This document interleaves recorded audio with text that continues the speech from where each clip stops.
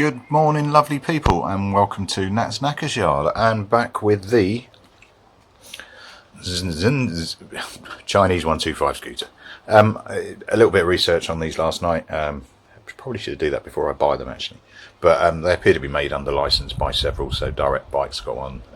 Tommy 125 is basically exactly the same thing. So done a few bits this morning. The universal suggestion, which is exactly what I came to after I uploaded, basically was probably just too much oil in that. So I've dropped the oil. There is a lot there.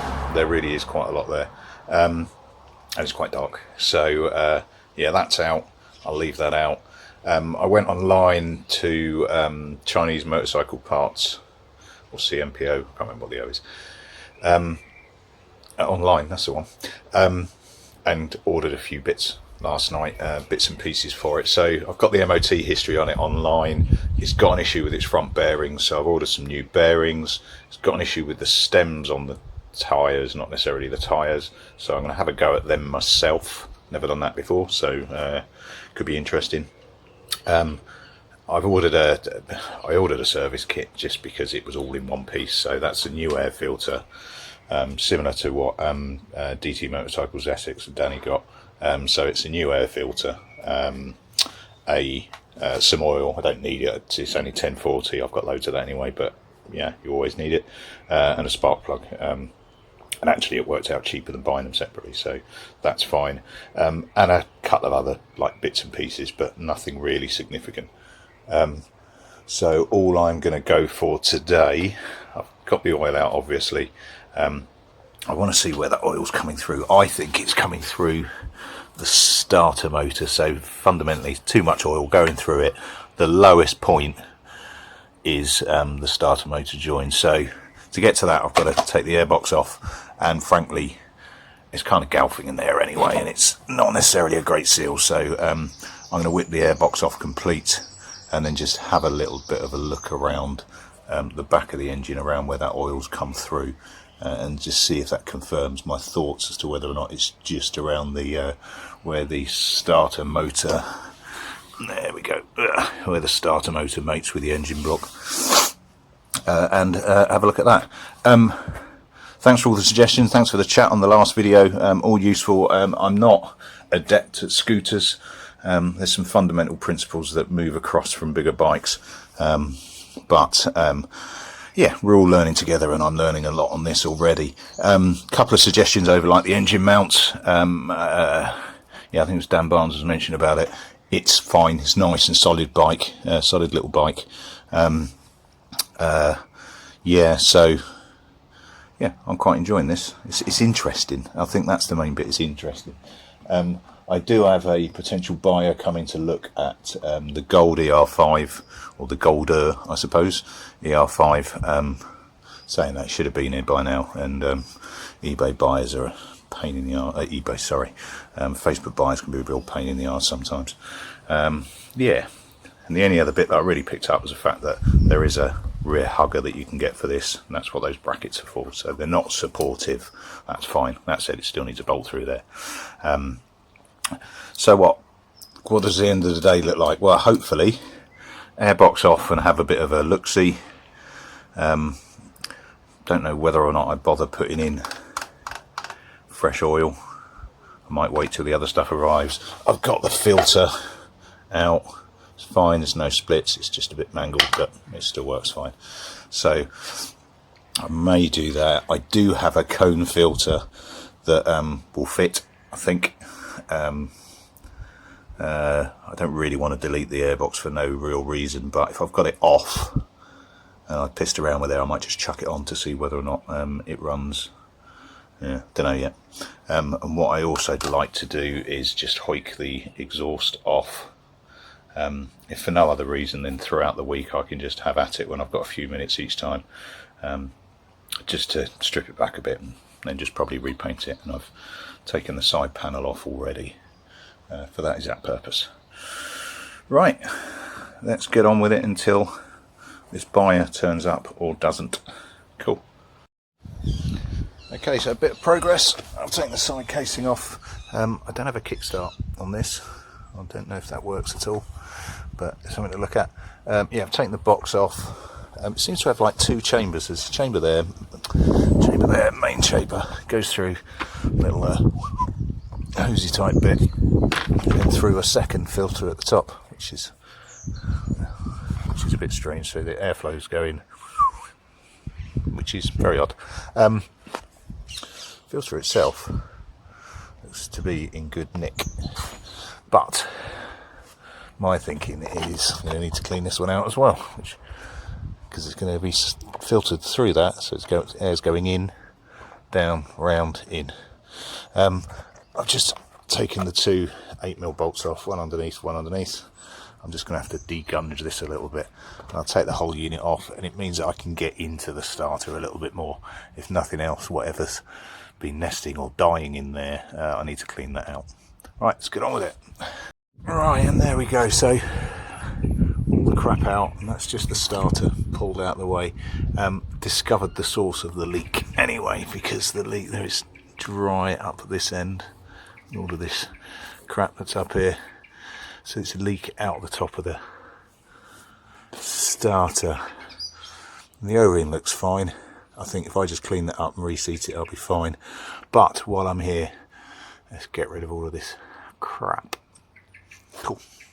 There we go, quick brush out later. Got a little bit more to do, but I'm going to go and make a cup of tea.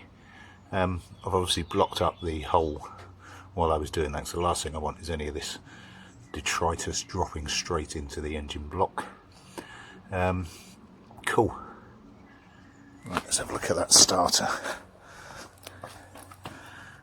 Yeah, I just think needs a clean off. That O-ring looks okay. I might have a quick look to see if I've got anything that'll fit to replace it. I probably don't. I do have a few kicking around. Yeah, I wonder how big's that? Biggest one, probably not right. I'll have a quick look. Right, so I've replaced that O-ring. I did have one that fitted. So I've replaced the O-ring. It's a little bit fatter, so it's going to be a bit more awkward to get in, but should get a better seal. Got a bit of a douse around with some brake cleaner just to get that a little bit cleaner. I still haven't had my cup of tea. Need to go and do that. Bit more douching. Oh, sorry, bit more douching, and then carry on. The guy that was going to come and have a look at the gold ER5 has just rescheduled for this afternoon, which is a bit of a pain in the arse, but c'est la vie. Yeah, I will mention it. I'm just a bloke in a garage or a tit in a shed, as I've said many times before, just pissing around. I film this for fun. It's my hobby. It's not a business. Now there's a couple of people, one in particular, and I won't mention the name, although if he carries on I will, because I'll block him. Frankly, if you've not got positive things to say, don't say them. If you want to continuously be negative, go somewhere else. I don't get paid for this, I do it for fun. And if you're going to try and impact that fun slightly, you can sod off and do it on another channel. Apologies for the rudeness. I love the support that I get from this site. It's great fun. I've made some good friends through this, and hope to make many more. But if you're going to be a dick, do it somewhere else. Cheers all. Right, one cup of tea later, and a few bits and pieces. So I've topped up the oil. I say topped up the oil. It takes so little. It's got a capacity of 0.8 says litres. I put a tiny bit in. I was concerned. I was looking at that thinking, oh, there's not actually that much that came out. Yeah, it is. It is. It was massively overfilled, massively, as given away by the fact when I first took the dipstick out on the slight slope of my driveway, fair one. But when I first put the dipstick out, it just all flooded out. So yeah, way too much. I've replaced the O-ring, that's all sorted. I then tried a start up and it was pissing petrol everywhere, so I've had to just go around and replace some of the pipes. They're just old and cracked, so the two vacuums I've replaced. and the overflow, which had a split in it, which was causing the issue. But now with no airbox, it's going to be a bit tricky with not enough hands. There you go. I'll just balance you up on Dave for a second. Turn it on your full.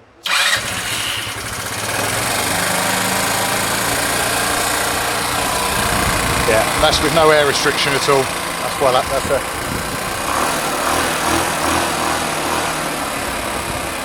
That's a happy wee bike.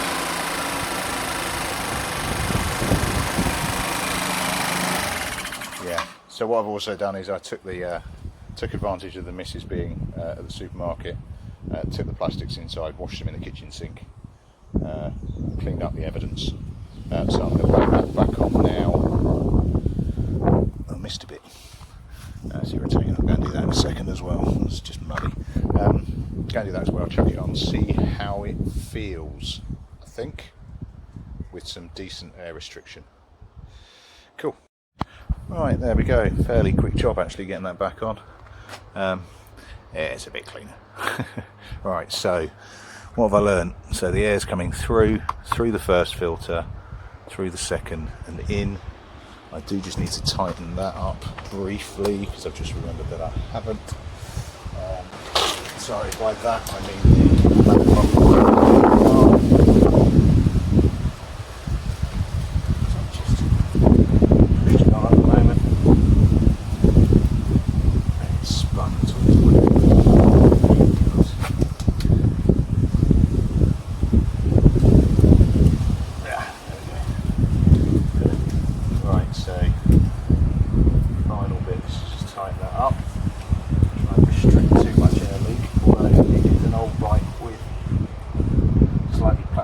rubber, so ain't going to be perfect, but I'm not about perfection. Right, so give it a go. Try and get my arse out of the way of the camera.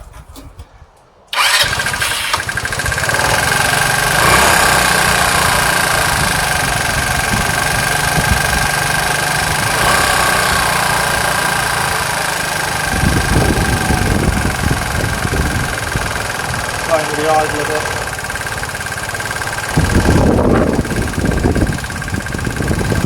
The ideal is just to get the wheel turning slightly on its own junction. Right, I'm happy with that. So that's the oil sorted. It's all nice and dry. Got no fuel leaks, which is a bit of a mare when it happened. I wondered what the hell I popped up, but basically when I swapped the carb over I should have just changed the pipes out while I did it while it was off. Right, that is a securing bolt there, but I am going to... Maybe it's too warm. I am going to whip that exhaust off just so that off camera in slow time I can just have a go at it and get it cleaner. Probably paint it back up again. So what? I think that's pretty much it for the day, to be honest. I've still got the guy turning up to look at the bikes later on, but I don't think I'm going to do a great deal more filming, if any. Depends how I get on with the exhaust, really. But I've got a bit of pissing around with the kids I think I need to do. I want to do. What's next? Who was it? I think it was John Trey actually asked about the frame. I've got so much of it exposed, it'd be stupid not to do something about it, really, wouldn't it?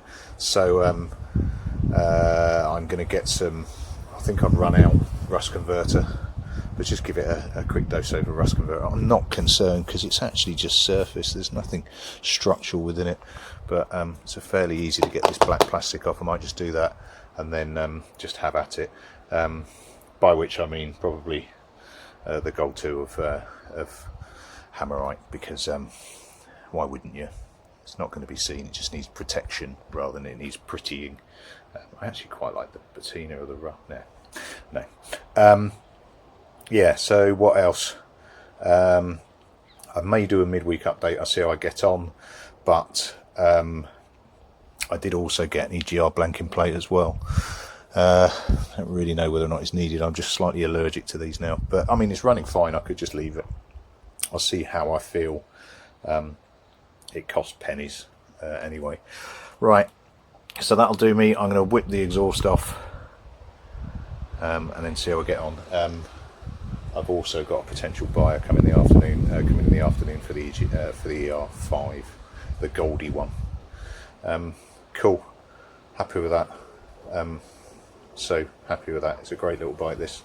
And yeah, it's only a cheap Chinese runaround, but frankly, I got it for very little. I'm going to sell it for a little more, but still very little.